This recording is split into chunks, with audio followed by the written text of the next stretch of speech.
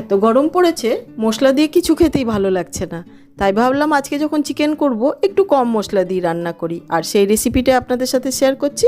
একটা মিক্সার জারের মধ্যে নিয়ে নিয়েছি পেঁয়াজ, দুটো কাঁচা লঙ্কা, আদা, একটা টমেটো, কয়েক কোয়া রসুন দিয়ে ফাইন পেস্ট বানিয়ে নিয়েছি। এদিকে প্রেসার কুকারে সর্ষের তেল গরম করে দিয়ে দিলাম দারচিনি, ছোটো ইলাইচি, বড় ইলাইচি আর দিয়ে দিলাম 1 চামচ চিনি। ভালো করে নেড়ে নিয়ে আগের থেকে তৈরি করে রাখা পেস্টটা দিয়ে খুব ভালো করে কষে নিচ্ছি।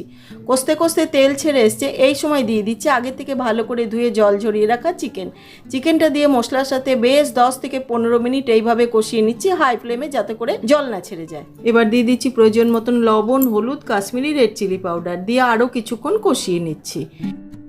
এবার দিয়ে দিচ্ছি আগের থেকে লবণ হলুদ দিয়ে ভেজে রাখা আলু, তার সাথে দিয়ে দিলাম প্রয়োজন মতন গরম জল দিয়ে খুব ভালো করে নেড়ে মিশিয়ে নিয়ে এবার প্রেসার কুকারের ঢাকাটা লাগিয়ে দিয়ে হাই ফ্লেমে একটা সিটি আসা পর্যন্ত অপেক্ষা করছি।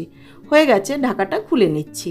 এবার দিয়ে দিচ্ছি অল্প একটু গরম মশলা পাউডার, কয়েকটা চেরা কাঁচা লঙ্কা, অল্প একটু কোচানো ধনেপাতা দিয়ে খুব ভালো করে নেড়ে মিশিয়ে নিলেই রেডি। এবার একটি বোলে সার্ভ করে দিচ্ছি। এরকমভাবে চিকেন বানিয়ে দেখুন, খুব ভালো লাগবে খেতে।